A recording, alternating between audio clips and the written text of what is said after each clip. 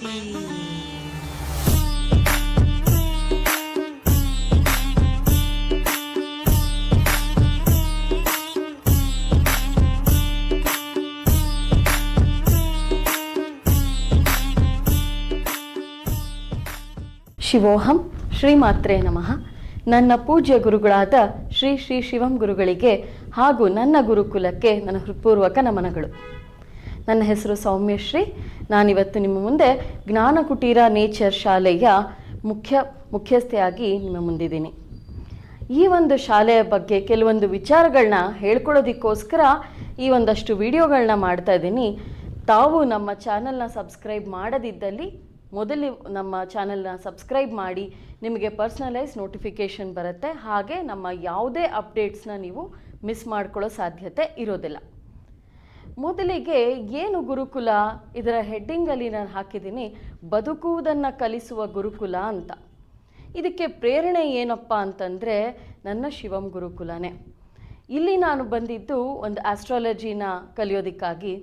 ಆದರೆ ಬಂದ ತಕ್ಷಣ ಮೊದಲು ನಮಗೆ ಕಲಿಸಿದ್ದು ಪಂಚಕ್ರಿಯಾ ಶುದ್ಧಿಯನ್ನು.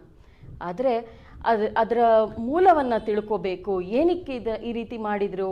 ಮೊದಲು ಬದುಕುವ ರೀತಿಯನ್ನು ಕಲಿಬೇಕು. ತದನಂತರ ನಾವು ಇನ್ನೊಬ್ಬರಿಗೆ ಬದುಕೋದನ್ನು ಕಲಿಸ್ಬೇಕು ಅಂತಂದರೆ ಮೊದಲು ನಾವು ಸರಿಯಾಗಿರಬೇಕಲ್ವಾ. ಮೊದಲು ಗುರೂಜಿ ನಮಗೆ ಹೇಳ್ಕೊಟ್ಟಿದ್ದು ಹೇಗೆ ಬದುಕಬೇಕು, ಯಾವ ರೀತಿ ಮಾತಾಡಬೇಕು, ಹೇಗೆ ನಮ್ಮ ಕಾನ್ಫಿಡೆನ್ಸ್ನ ಡೆವಲಪ್ ಮಾಡಿಕೊಳ್ಬೇಕು, ಯಾವ ರೀತಿ ನಮ್ಮ ಆರೋಗ್ಯವನ್ನು ಕಾಪಾಡಿಕೊಳ್ಬೇಕು. ಹಾಗೆ ಇದೆಲ್ಲದರ ನಂತರ ನಮಗೆ ಒಂದು ಚಿಕ್ಕ ಪುಟ್ಟ ಮಂತ್ರಗಳನ್ನು, ಸಹಸ್ರನಾಮಗಳನ್ನು, ಶ್ರೀಚಕ್ರ, ಯಂತ್ರ ರಚನೆಗಳನ್ನೆಲ್ಲ ಕಲಿಸಿದ್ರು. ಇದೆಲ್ಲ ಕಲಿಸಿದ್ರ ಉದ್ದೇಶ ಏನು? ನಮ್ಮ ಇಂಟ್ಯೂಷನ್ಸ್ನ ಯಾವ ರೀತಿ ನಾವು ಡೆವಲಪ್ ಮಾಡಿಕೊಂಡ್ರೆ ಮಾತ್ರ ಇನ್ನೊಬ್ಬರ ಒಂದು ಜಾತಕವನ್ನು, ಹೊರೋಸ್ಕೋಪನ್ನ ನೋಡೋದಕ್ಕೆ ನಮಗೆ ಹೆಲ್ಪ್ ಆಗುತ್ತೆ ಅಂತ. ಈ ಗುರುಕುಲದಲ್ಲಿ ನನ್ನ ಆತ್ಮವಿಶ್ವಾಸವನ್ನು ಸಾಕಷ್ಟು ಮಟ್ಟಿಗೆ ಹೆಚ್ಚು ಮಾಡಿಕೊಂಡಿದ್ದ ನಂತರ ನನಗನ್ನಿಸ್ತು ನಾನು ಒಂದು ಪ್ರೀಸ್ಕೂಲ್ನ ನಡೆಸ್ತಾ ಇದ್ದೆ. ಯಾಕೆ ಇದೇ ರೀತಿಯಾದ ಗುರುಕುಲ ಪ್ರತಿಯೊಂದು ಮಗುವಿಗೆ ಸಿಗಬಾರ್ದು ಅನ್ನೋ ಒಂದು ಆಲೋಚನೆ ನನ್ನಲ್ಲಿ ಬಂತು. ಇದೇ ಪ್ರೇರಣೆಯಾಗಿಟ್ಕೊಂಡು ಒಂದು ಗುರುಕುಲವನ್ನು ಶುರು ಮಾಡಬೇಕು ಅಂತ ಆಸೆ ಪಡ್ತಾ ಮೊದಲ ಹೆಜ್ಜೆಯನ್ನು ಇಡ್ತಾ ಇದ್ದೀನಿ. ಏನಪ್ಪ ಇದರ ವಿಶೇಷತೆ ಅಂತಂದರೆ ಬದುಕುವುದನ್ನು ಕಲಿಸ್ಬೇಕು. ಇವತ್ತಿನ ಮಕ್ಕಳಿಗೆ ನಾವು ಏನು ಹೇಳ್ಕೊಡ್ತಾ ಇದ್ದೀವಿ? ಎಲ್ಲ ತಂದೆ ತಾಯಿ ಹೇಳೋ ಒಂದೇ ಒಂದು ಸಮಸ್ಯೆ ಅಂತಂದರೆ, ನನ್ನ ಮಗು ಎಲ್ಲದರಲ್ಲೂ ಟಾಪರ್ ಇದೆ, ಸೈನ್ಸ್ನಲ್ಲಿ ಟಾಪರ್ ಇದ್ದಾನೆ, ಅದು ಮ್ಯಾಥ್ಸ್ನಲ್ಲಿ ಟಾಪರ್ ಇದ್ದಾನೆ, ಆದರೆ 4 ಜನದ ಮುಂದೆ ಮಾತಾಡೋದಕ್ಕೆ ಬರಲ್ಲ. ನಮ್ಮಲ್ಲಿರುವಂಥ ಒಂದು ಸ್ಕಿಲ್ ಅಥವಾ ಒಂದು ಟ್ಯಾಲೆಂಟ್ ಏನಿದೆ ಅದನ್ನು ನಾವು ಇನ್ನೊಬ್ಬರಿಗೆ ಹೇಳ್ಕೊಳ್ಳೋದಕ್ಕೆ ಅಥವಾ ಅದನ್ನು ಅಡ್ವರ್ಟೈಸ್ ಮಾಡಲಿಕ್ಕೆ ಆಗಲಿಲ್ಲ ಅಂತಂದರೆ ಅದು ವ್ಯರ್ಥ ಅಲ್ವಾ? ಅದು ಮಾನವ ಕಲ್ಯಾಣಕ್ಕೆ ಉಪಯೋಗಕ್ಕೆ ಬರಲಿಲ್ಲ ಅಂದರೆ ಅದು ವ್ಯರ್ಥನೇ ಅಲ್ವಾ? ಹಾಗಾಗಿ ನಮ್ಮ ಗುರುಜಿ ಹೇಳಿಕೊಟ್ಟಿದ್ದಂಥ ಪಾಠಗಳನ್ನು ನಮ್ಮ ಗುರುಕುಲದಲ್ಲೂ ಅನುಸರಿಸಬೇಕು ಅನ್ನೋ ಒಂದು ಉದ್ದೇಶದಿಂದ ಈ ಒಂದು ಪುಟ್ಟ ಪುಟ್ಟ ಹೆಜ್ಜೆಯನ್ನು ಇಡ್ತಾ ಹೋಗ್ತಿದ್ದೀನಿ. ಇಲ್ಲಿ ಹೇಗಂದರೆ ಲೈಫ್ ಸ್ಕಿಲ್ಲು ಭಾಳ ಪ್ರಾಮುಖ್ಯತೆಯನ್ನು ಹೊಂದಿರುತ್ತೆ.